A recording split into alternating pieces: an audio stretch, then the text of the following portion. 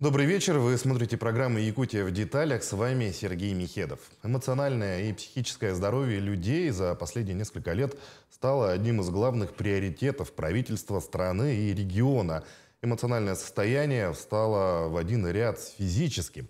О том, как справляются психологи со своими задачами, какие основные проблемы волнуют якутян, мы поговорим сегодня с основателем Якутского республиканского психологического центра, с одним из самых опытных психологов Якутии, Октябриной Туприной. Добрый вечер, Октябрина Ксенофонтовна. Добрый вечер. Вот расскажите, пожалуйста, о том, какая поддержка есть от правительства и что послужило, может быть, своеобразным толчком для того, чтобы эмоциональное здоровье населения находилось под более тщательным присмотром специалистов.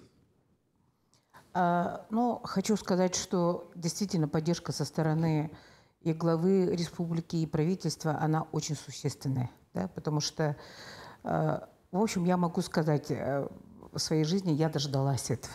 Да?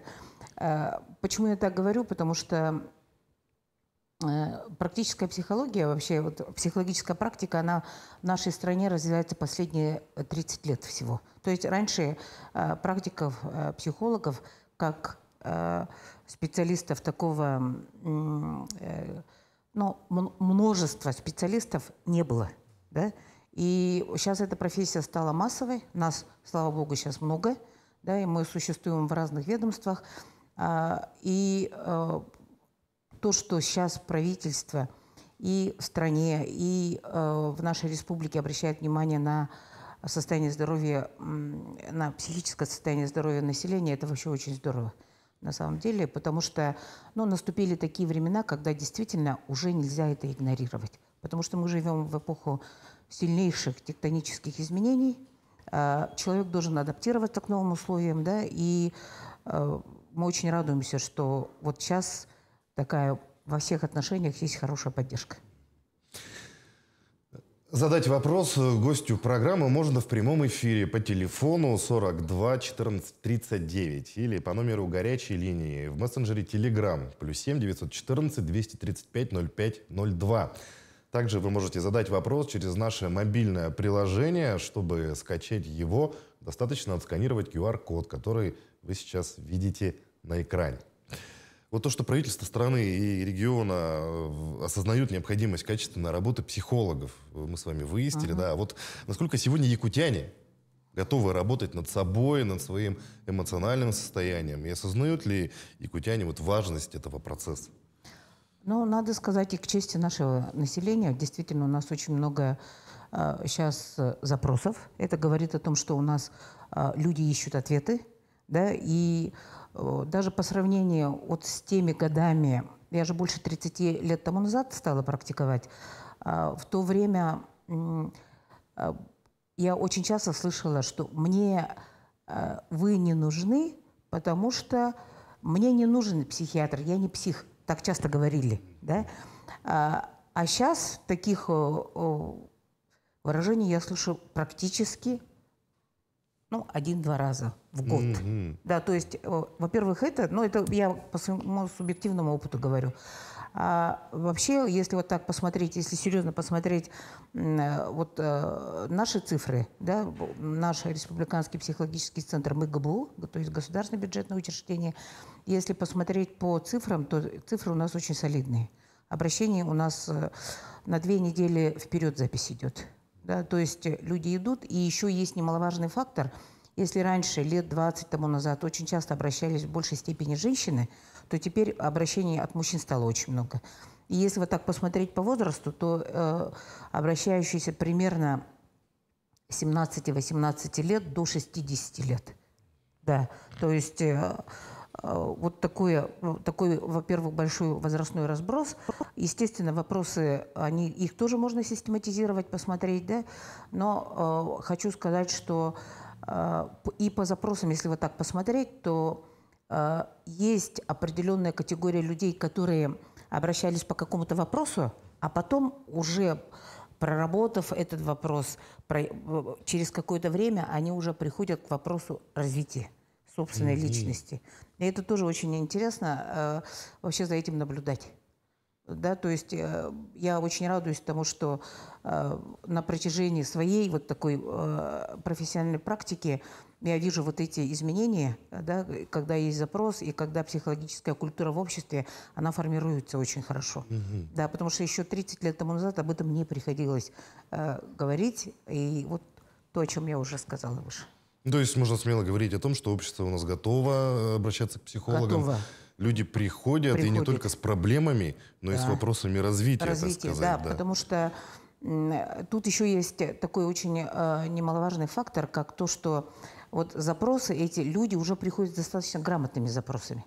Но, конечно, не все, естественно, да, но такие не должны все приходить. Если все придут, это не будет. Ну, в общем, это не нужно. Ну, то есть человеку для того, чтобы идти к психологу, человек сейчас, может быть, больше понимает, что он хочет, да, сам по себе? Да, вот это вот как раз про культуру. Да? И, конечно, мы тоже много работаем над тем, чтобы просвещать людей, да, и, возможно, недостаточно еще этой работы с нашей стороны. Мы работаем над этим. Но могу сказать, что те, кто прошли и не только наши какие-то программы наших коллег из других ведомств, да, это вообще очень чувствуется на самом деле. И потом, ну и молодежь у нас сейчас очень в этих вопросах, она просвещена. У них довольно грамотные вопросы идут, запросы, и это говорит о том, что, ну, дает нам очень хорошую надежду и, может быть, даже веру в то, что общество развивается. Ну, в том числе, возможно, благодаря соцсетям, потому что есть множество различных психологов в соцсетях. Да, вот стоит ли доверять всем психологам в соцсетях? На что стоит обратить внимание? Хороший вопрос. То есть прислушиваться к ним или все-таки лучше идти к профессионалу и разговаривать с профессионалом? Вот я хочу сказать, в соцсетях тоже есть профессионалы, да, но могу точно сказать, что, знаете, опять, возможно, скажу скучные моменты о том, что нет закона о психологической помощи вообще в России. Да? Его, к сожалению, пока до сих пор нет. И поэтому, к сожалению, вот тут есть минус большой, что очень многие люди понимают, что в этой области можно заработать. То есть есть запрос. А есть запрос, значит, надо ему отвечать. И поэтому у нас, к сожалению, есть достаточно много и коучей, есть так называемых коучей, есть много инфо-цыган в этом направлении, да, и поэтому, конечно, я для себя, это очень субъективно, конечно, для себя, я думаю, что 80% информации, с моей точки зрения, она идет такая, знаете, вот психологическая попса. Такая, знаете, вот все очень легко там, вот советы такие идут, сделайте то, сделайте это, вот какие-то шаги там прямо дают, да. Но в реальность и вот та идеальная картинка, которую рисуют вот как раз специалисты вот такого направления, они совсем не сходятся. Ну, действительно, сейчас и государство взялось за подобных псевдокоучей, инфо-цыган и тому подобное. На самом деле сейчас действительно серьезно стали это обсуждать, это радует. Да? И нашу экспертную оценку нашу тоже слышат власти. И мы сами, специалисты, тоже должны объединяться. Мы тоже должны в этих вопросах объединять наши усилия для того, чтобы... Но ругать легче, а нужно просвещать. И нужно показывать те грамотные стороны, которые, между прочим, человечество копило тысячелетиями. Да? А психологическая практика, она же уже в XIX веке она развивалась в просвещенной Европе. Сейчас не будем оценивать то, что у них там происходит, да, но в свое время они сыграли очень большую позитивную роль именно вот в таком интеллектуальном и морально-психологическом развитии вообще человечества.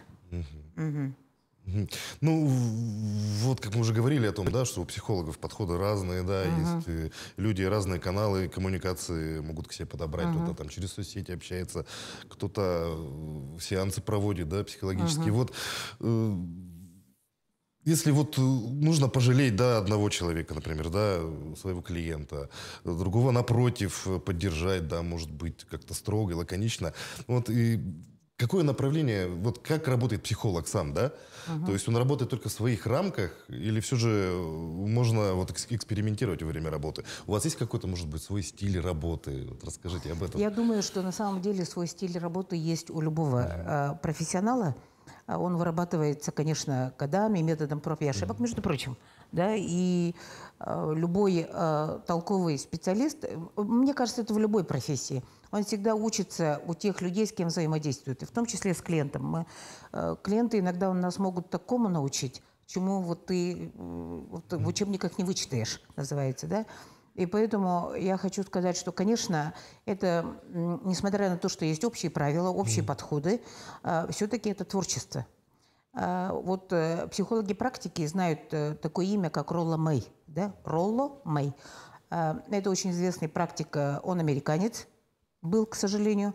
И он в свое время открыл очень такие интересные подходы в развитии именно психологической практики в современном мире. И он говорил одну такую фразу, что психологическое консультирование – это искусство. То есть это творчество.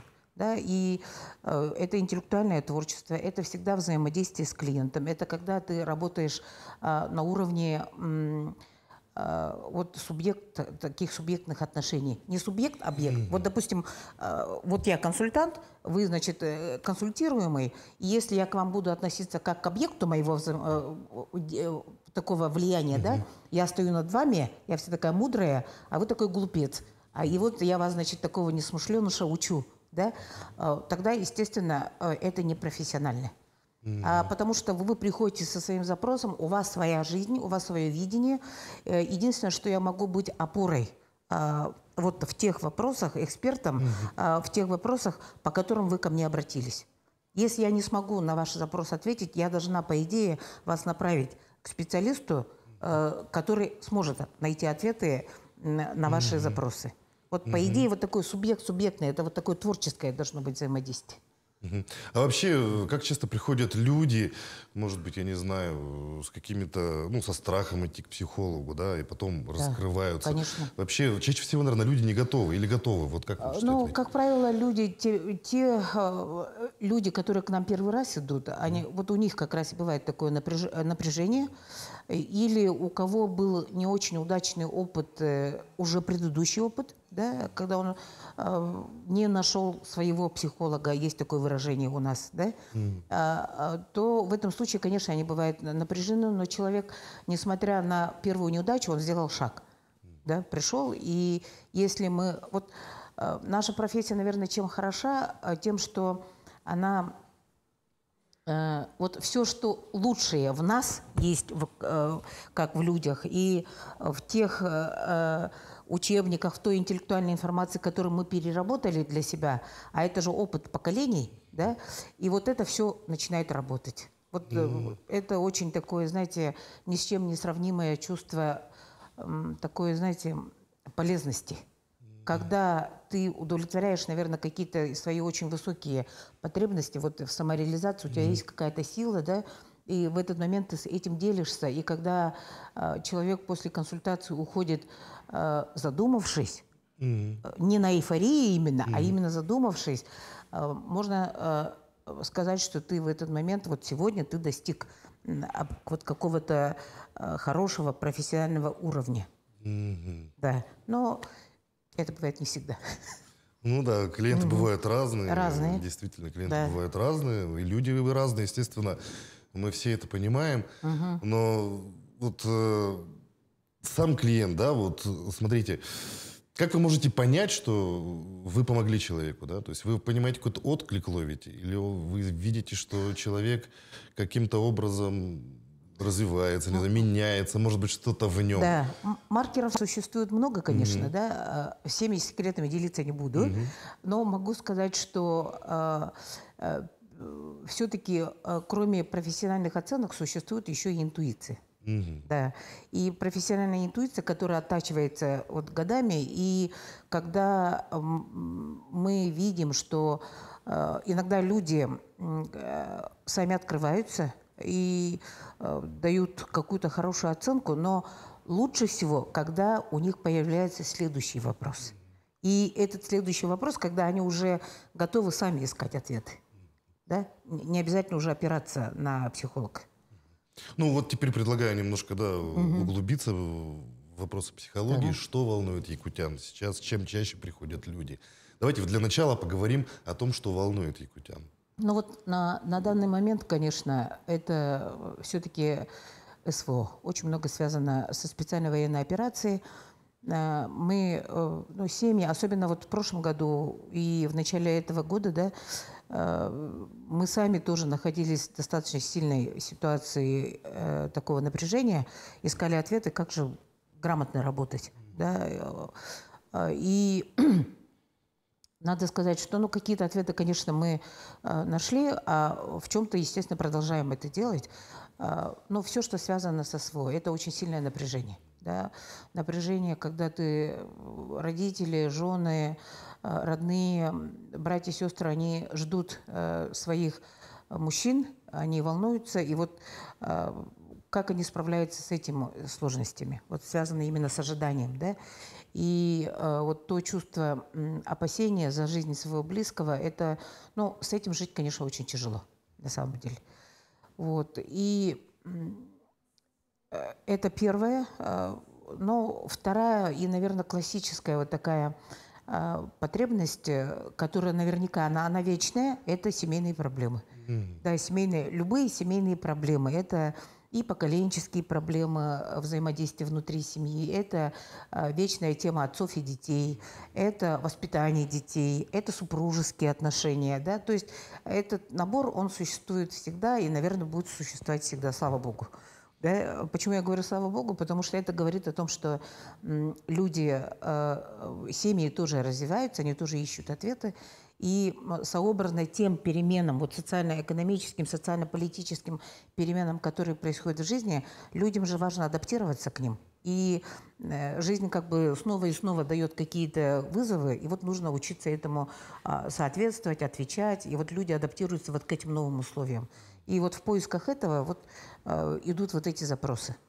А верно ли утверждение о том, что большинство проблем у человека, они связаны, может быть, с его родителями, с его воспитанием, они идут откуда-то из прошлого, именно, и они связаны вот с родителями?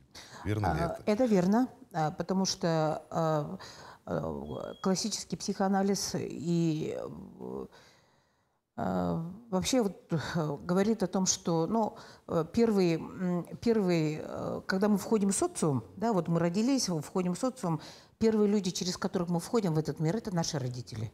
Но они же не святые, и поэтому, естественно, они совершают часто из благих побуждений совершают какие-то ошибочные действия, на что мы можем, значит, как люди, вынашивать иногда годы.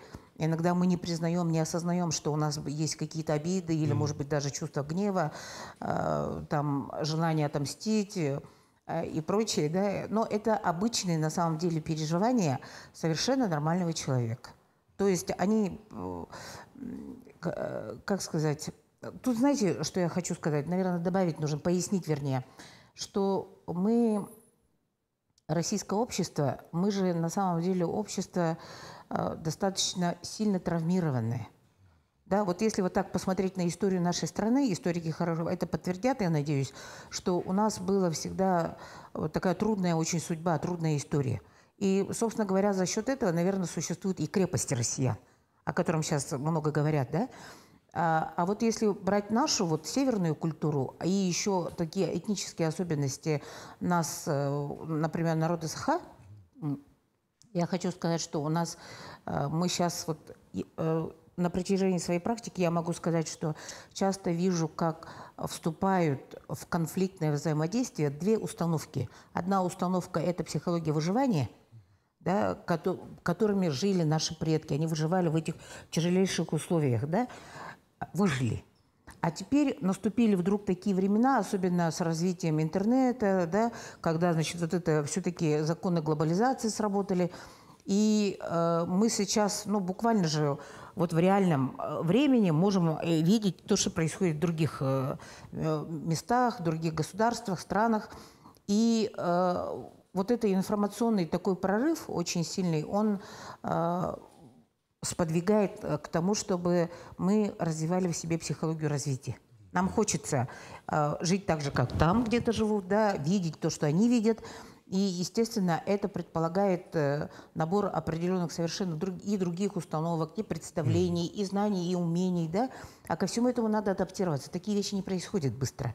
То есть на уровне умений это можно сформировать быстро, но психически мы не успеваем быстро к этому адаптироваться и вот очень быстро как подстраиваться под эти изменения, да.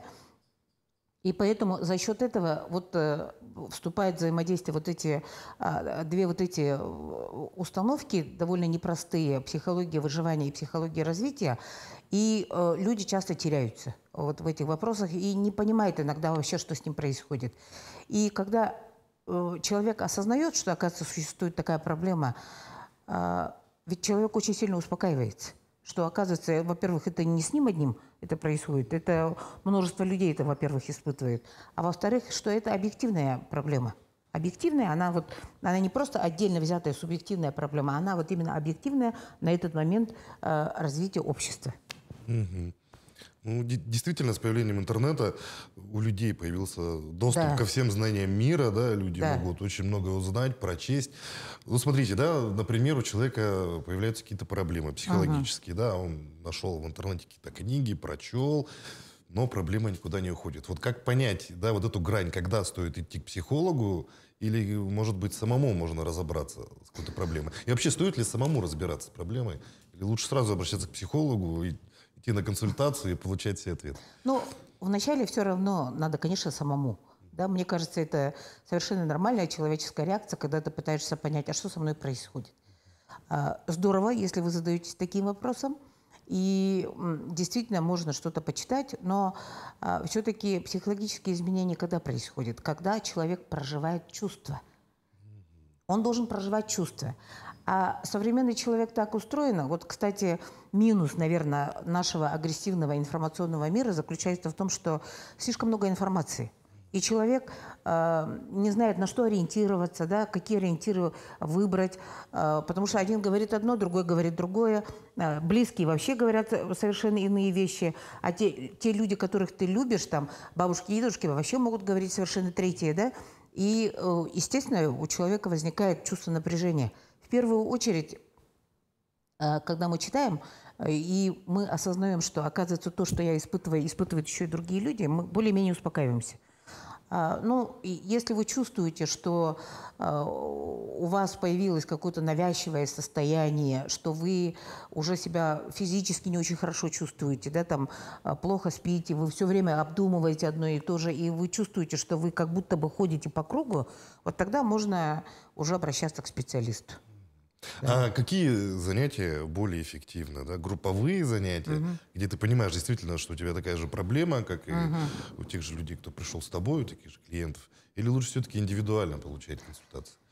Ну, это тоже зависит от того, какую задачу сейчас человек решает для себя. Например, да? Если человек не понимает, что с ним происходит, и он хотел бы в этом разобраться, конечно, это лучше индивидуальные консультации. Да? Если у него появился уже какой-то запрос по конкретной какой-то тематике, и есть, например, группа, по которым в этой группе можно проработать эти вопросы, то почему не пойти в групповую виды работы? Но я просто хочу сказать, что все-таки, когда приходит к психологу, чаще всего всегда все начинается с индивидуальной работы.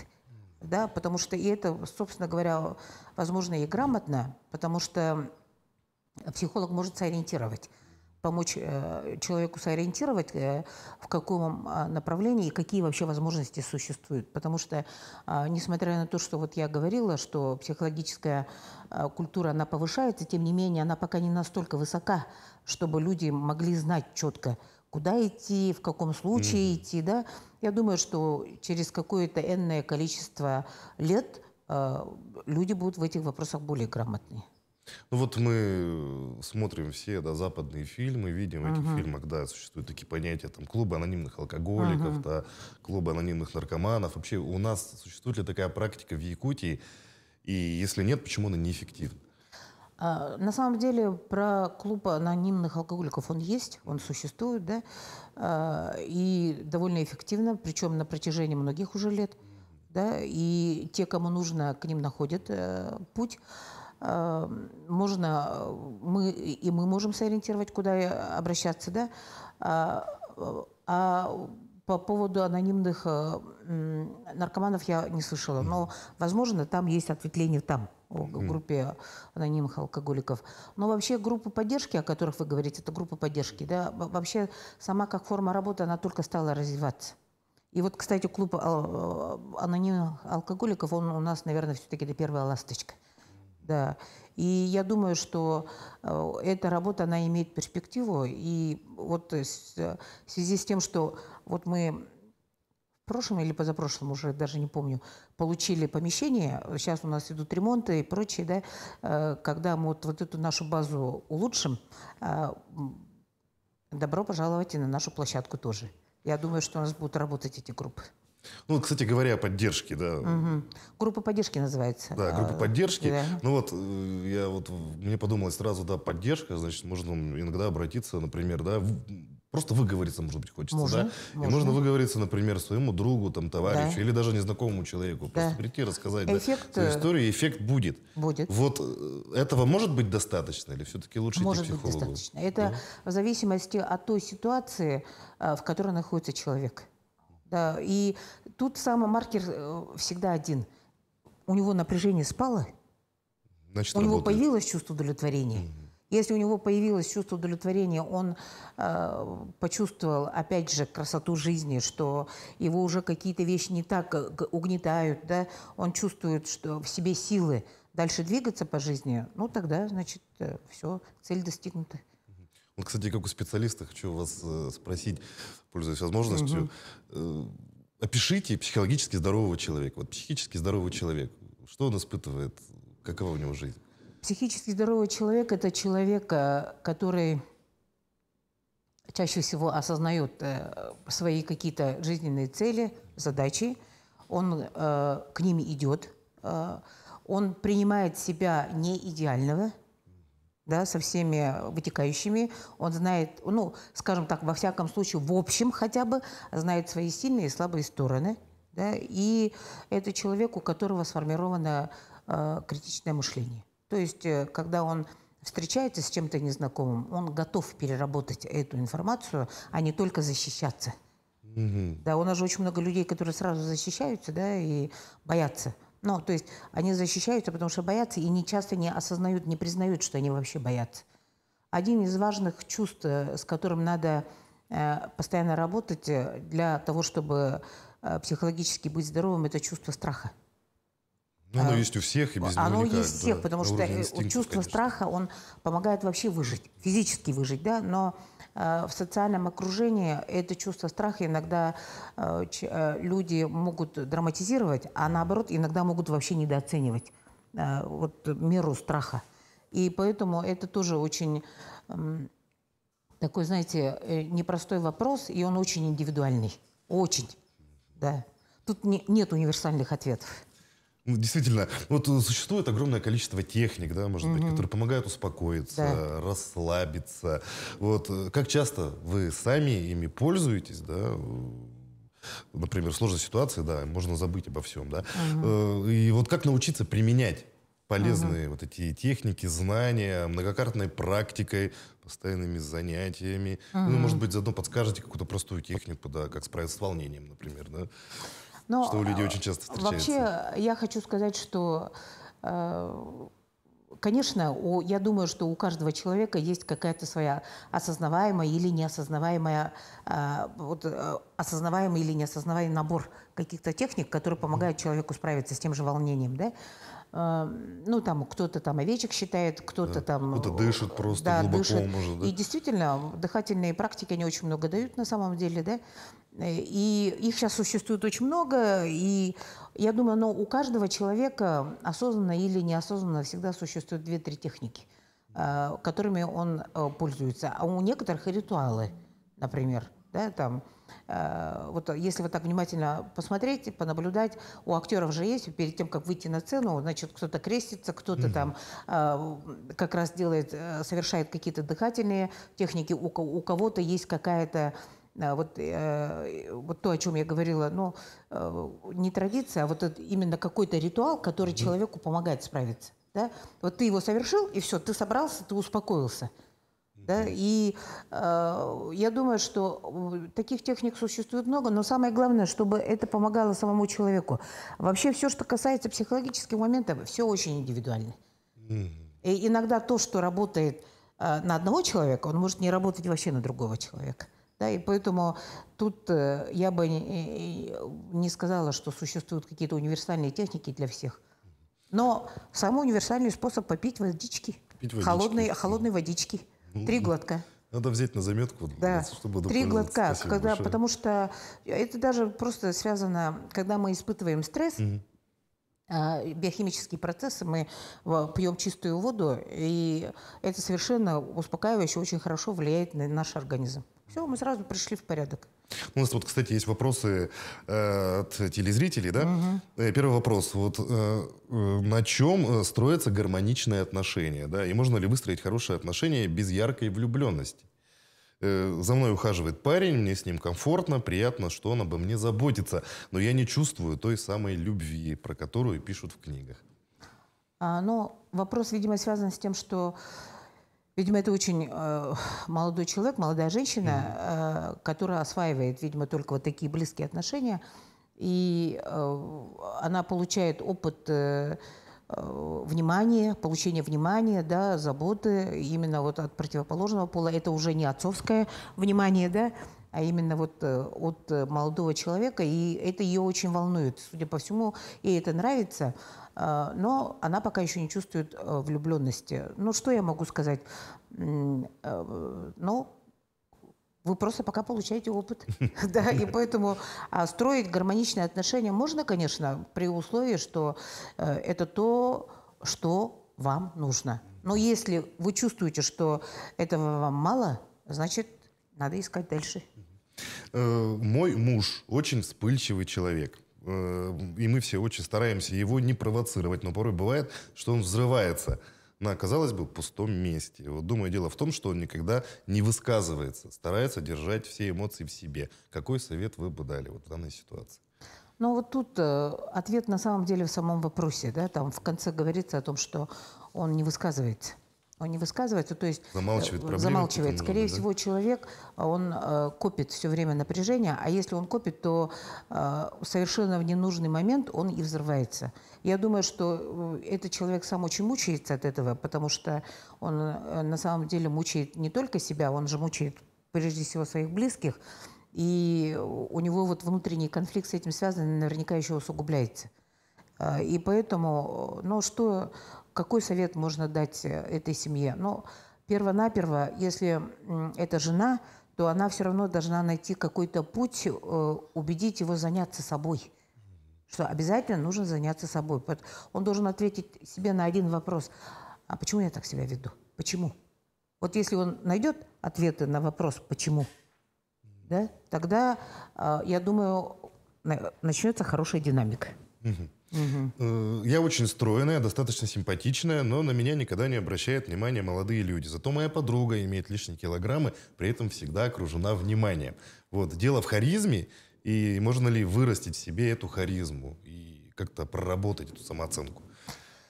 Я думаю, дело не только в харизме, а скорее всего в том, что вот эта девушка, которая задает этот вопрос, она, видимо, переоценивает влияние такой внешней привлекательности. Да, она пока, видимо, пока на этапе вот, выработки отношения, что кроме физической привлекательности еще существует другой вид привлекательности. Это когда ты наполнен, ты...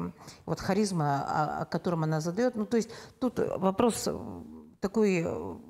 Ну, можно сказать, что вопрос наивный, пока наивного человека, да. харизма, энергетика, она же складывается из того, что внутри, да, насколько ты наполнен. И подруга наверняка в этом смысле, наверное, жизнерадостный, жизнелюбивый человек, и поэтому она привлекательна. Вот. Ну, Актив Алексеевна, наше время подходит к концу. Буквально коротенький совет, да, как сохранить психическое здоровье. Какой бы вы дали совет телезрителям? Сейчас есть много информации по поводу того, что надо быть эгоистом. Да? Вот очень много об этом пишут. Отчасти это правда, да? Потому что эгоизм существует негативный и здоровый.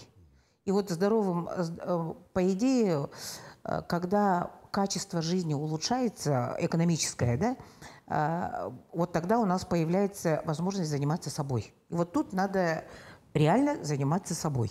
Задавать вопросы, кто я, что я, чего я хочу в этой жизни, как я хочу этого добиться. И, вот, собственно говоря, эти простые вопросы, если вы найдете на них ответы, это путь к психическому здоровью. Ну, действительно, задавая правильные вопросы, получишь правильные ответы. Да. Екатерина Алексеевна, большое спасибо, что нашли время, пришли к нам, ответили на наши вопросы. Благодарю вас за такую интересную, содержательную беседу. Я думаю, наши телезрители узнали много полезной информации сегодня. Ну и, конечно, желаю вам больше клиентов, чтобы они от вас уходили здоровыми и счастливыми. Спасибо за приглашение. Я тоже надеюсь, что это было полезно. Спасибо. Спасибо. На этом выпуск программы «Якутия в деталях» подошел к концу. Меня зовут Сергей Михедов. Смотрите нас по будням в 19:15 и расскажем, чем живет Якутия.